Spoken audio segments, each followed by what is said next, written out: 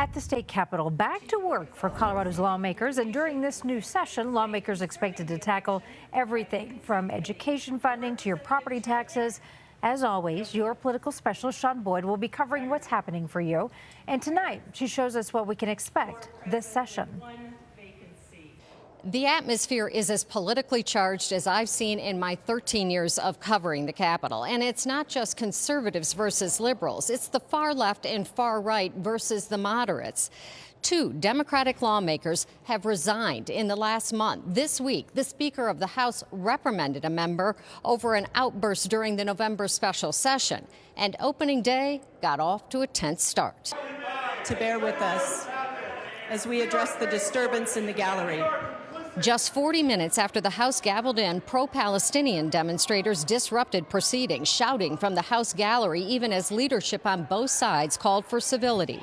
In addition to heightened tension over the war in Gaza, it's an election year, which typically means more drama. Nevertheless, both Democrats and Republicans told me they're committed to addressing the big issues facing Coloradans, including affordable housing.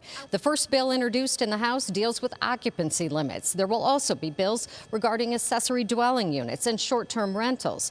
Property taxes, another overarching issue this session. A task force will make recommendations on a permanent fix in March.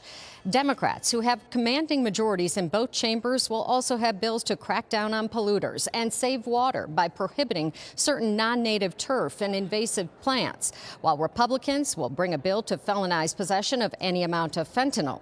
There will also be bills dealing with HOAs, including one that bars them from stopping homeowners who want to fire harden, and another to license management companies that oversee their finances. Another bill would license funeral home directors. There will be several wildfire-related bills as well, including one that limits rent increases after disasters. And as always, there will be a number of health care-related bills, including one by Senator Daphne Michaelson-Jeannet that requires insurers and Medicaid the weight loss drug Ozempic for pre-diabetics.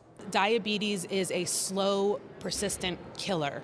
And if we can stop diabetes before it starts killing you, we save millions of dollars in our healthcare system, if not billions of dollars in our healthcare system, because it is among the top things that we treat. Senator Michaelson-Jeannet is also sponsor of a bill that would make the I Matter program permanent. Started after COVID, it offers 6 free counseling sessions to all K-12 students in Colorado. We're the only state in the country to offer that. This was the first bill introduced in the Senate. Coming up at 6, another bill that will impact young people. It would revamp drivers' training in Colorado. At the Capitol, Sean Boyd covering Colorado First. And Governor Paul is scheduled to deliver his State of the State address tomorrow, 11 o'clock in the morning. You can watch it on our 24-hour stream on your favorite streaming service.